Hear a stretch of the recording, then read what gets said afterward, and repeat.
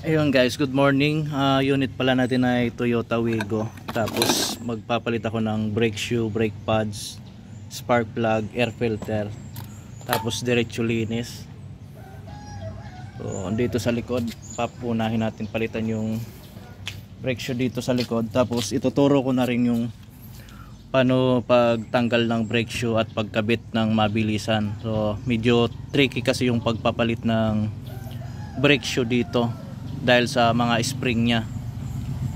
So kakalasin muna namin ito, tapos papakita ko sa inyo kung paano pagtanggal ng brake shoe. Basic lang naman to, sa mga beginner lang ituturo ko lang, pero yung mga may alam na, so skip nyo na to. Pero sa mga beginner, kung hindi pa kayo nakapagpalit ng brake shoe ng Toyota Wigo, panoorin nyo po ito.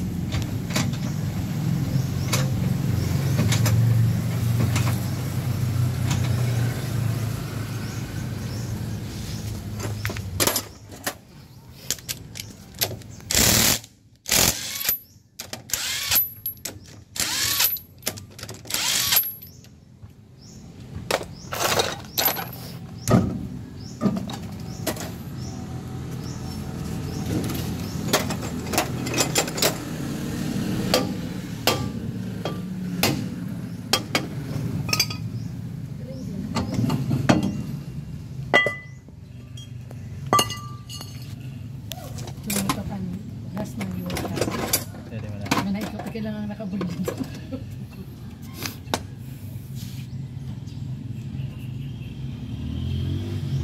So ito na guys, lapit na rito dyan.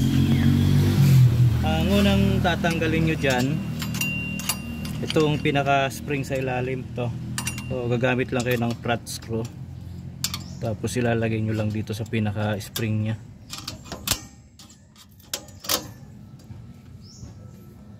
Yan.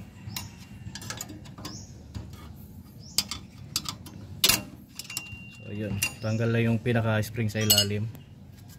Tapos dito naman sa ibabaw, kasi buo kasi ito, hindi basta basta matatanggal tong pinaka adjustment. So dito banda,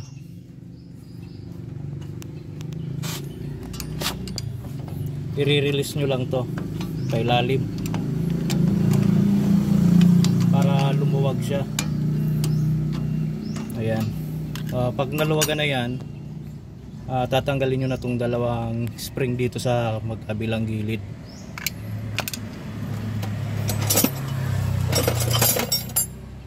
Gamit lang tayo ng pliers.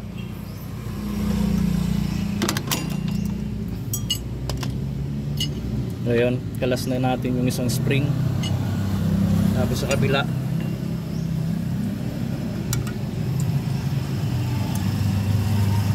ayan, tanggal na.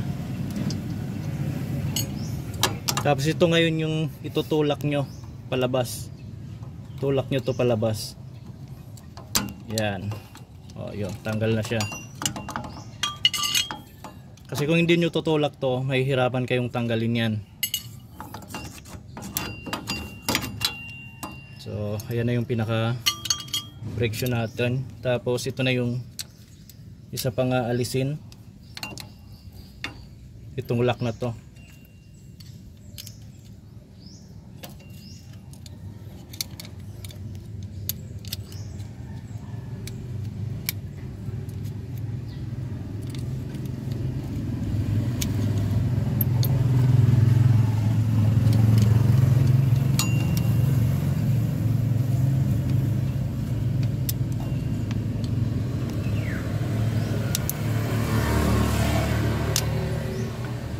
Ayun, tanggal na yung maliit na lock.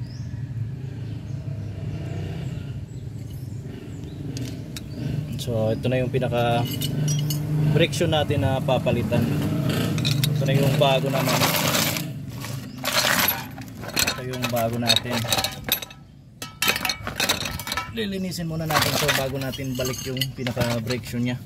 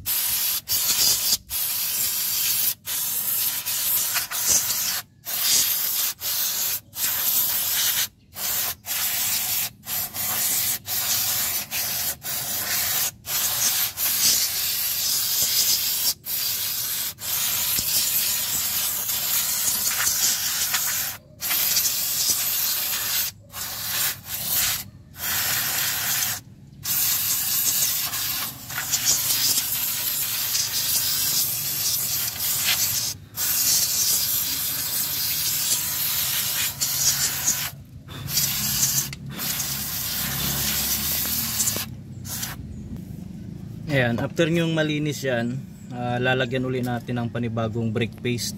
So ito yung brake paste na tinatawag para hindi siya kalawangin.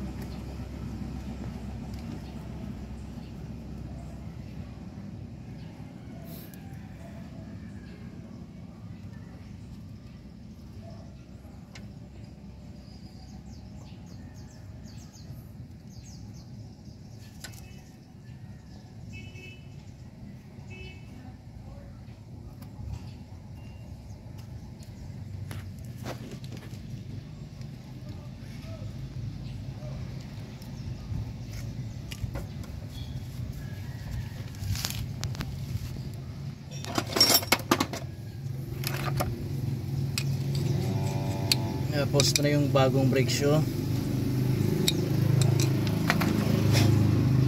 So kung paano natin siya tinanggal, ganun din natin siya ibabalik.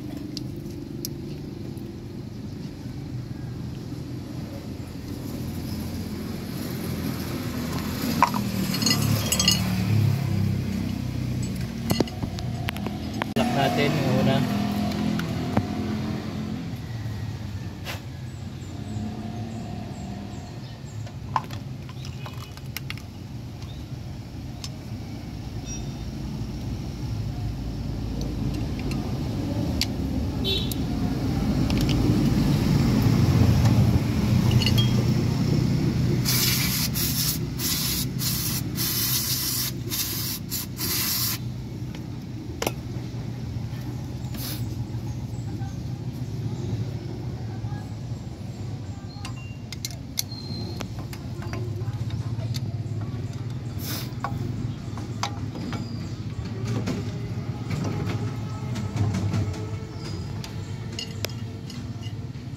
So bali yung pinakalock pala dito nyo ilalagay yun. Ayan, dito butas na to.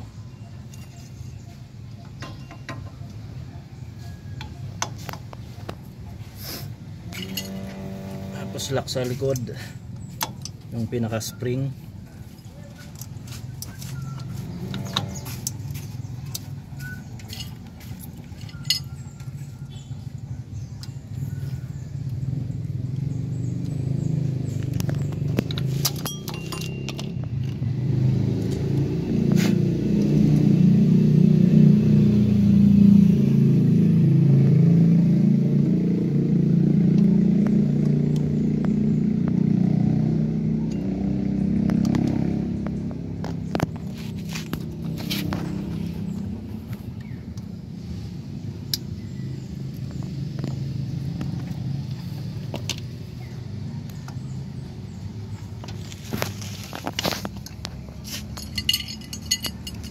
Tapos ito na, sunod nyo na to. So dito yan nakalagay. Yan.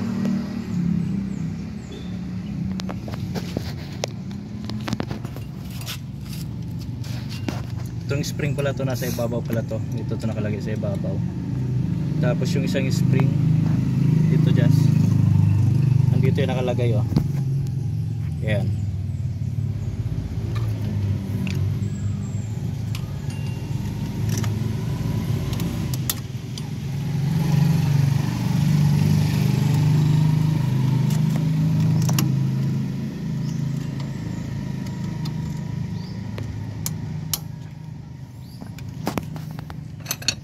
Tapos ito na yung isa pa. So gagawin nyo dito, ito na, unahin nyo na ito ipasok dito.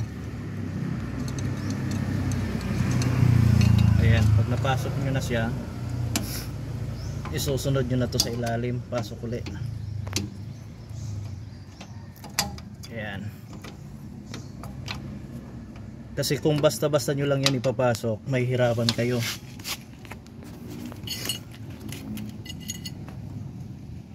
Tapos yung pinakalak na rin sa likod, yung may kasamang spring.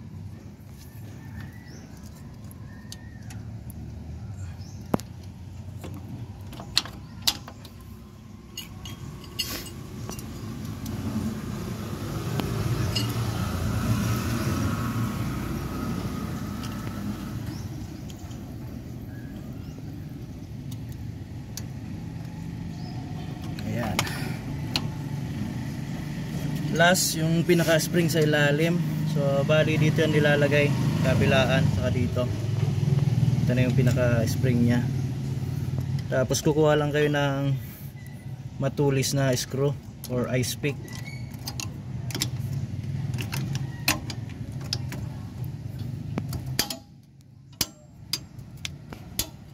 Ayun, okay na.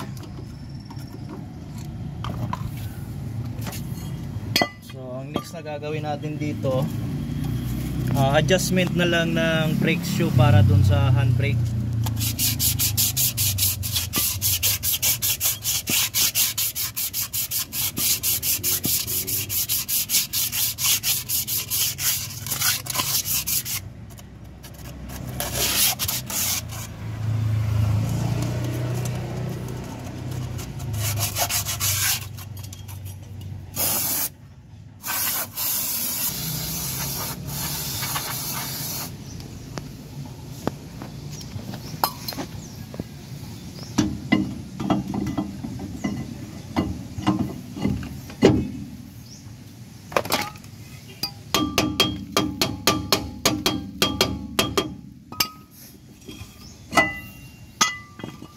Bali i-adjust natin to ngayon para makuha natin yung pinaka saktong higpit para dun sa handbrake nya.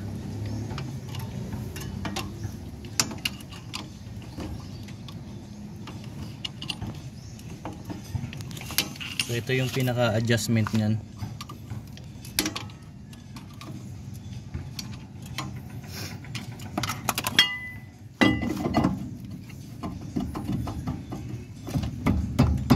Okay, sobra kaunti.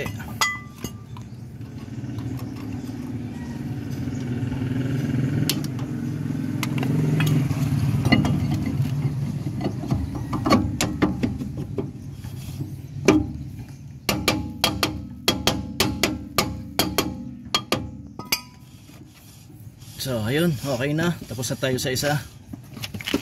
So mamaya ituturo ko naman yung sa harapan. So, may diskarte din doon kung wala kayong special tools. Ituturo ko sa inyo yung pinakamadaling pag-press ng pistons ng caliper.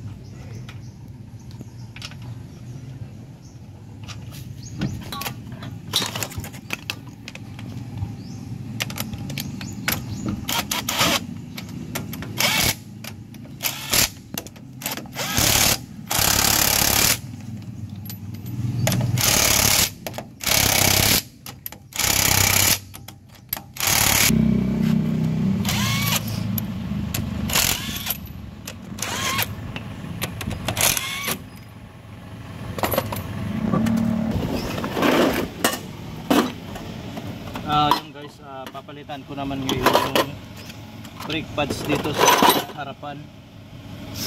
Tapos ang gagawin ko dito, mayroon akong special tools. Ito muna yung gagamitin ko, special tools pang press ng piston caliper, ng piston nya. Tapos sa kabila, ituturo ko yung, kung wala kayong special tools na pang press, mayroon akong discarding ituturo sa inyo.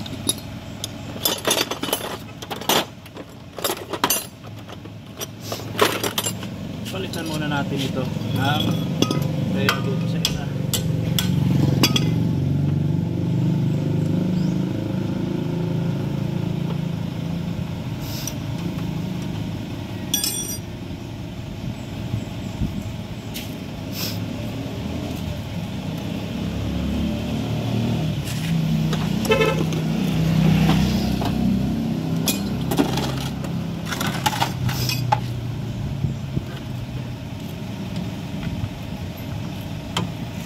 Focus mo dito guys.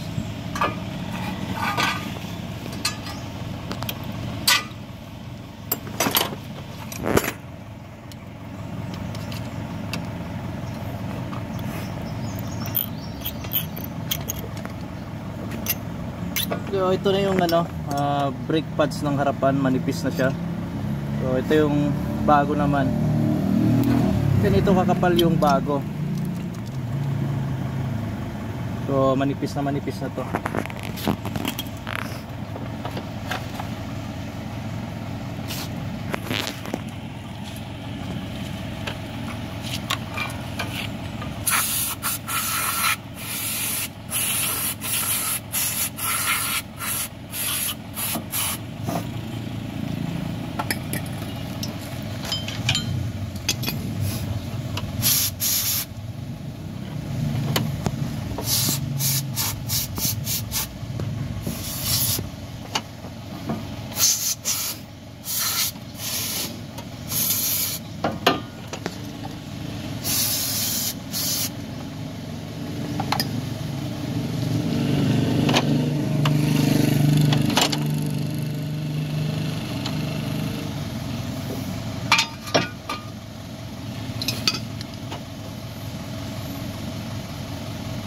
Ito yung special tools natin na pang press yan.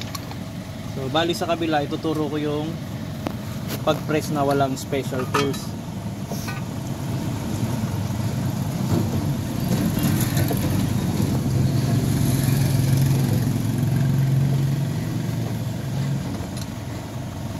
So bali yan, press ko na. Tapos yung bago.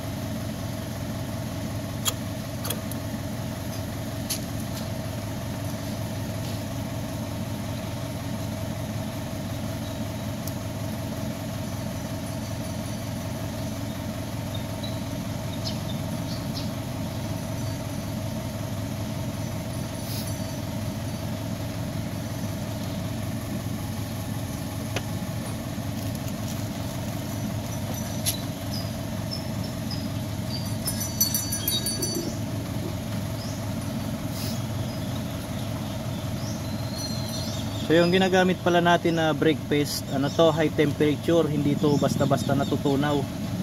So purpose nito para hindi magingay yung caliper natin. Tapos di mag-stack up yung pinaka brake pads.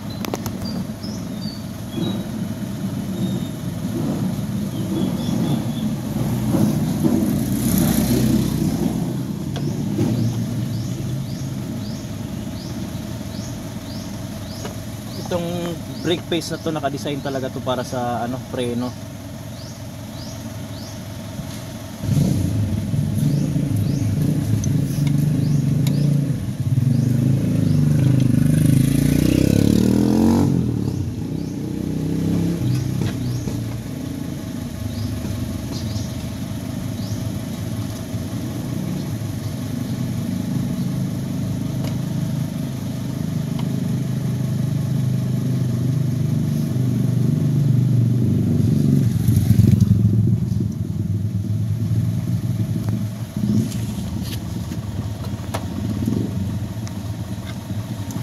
Nakalimutan pala ako ilagay.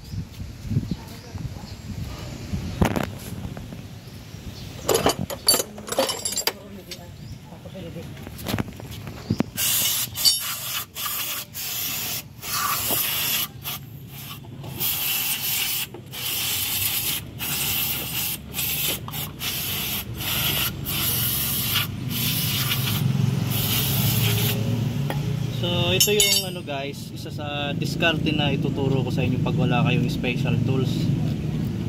So iba-ibang diskarte kasi ng pag-press nito pag wala kayong special tools. Pero itong tuturo ko, ito ay safe na diskarte na to. Kunin nyo lang yung lumang pinaka brake pads. Ayan, patong nyo lang dyan. Tapos kuha ka lang kayo ng dalawang wrench. So pag ganyanin nyo lang yung wrench, tapos sabay press nyo to.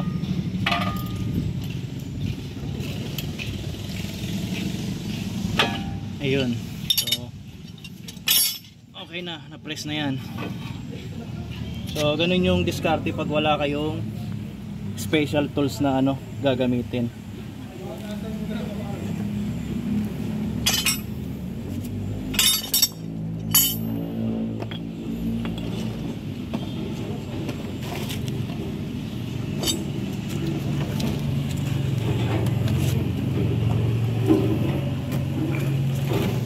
So ayun guys, sana meron akong na-share uli na kahit mga basic lang na matututunan.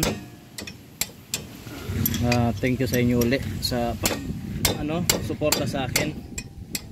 So last na papalitan ko na lang ay yung air filter saka spark plug.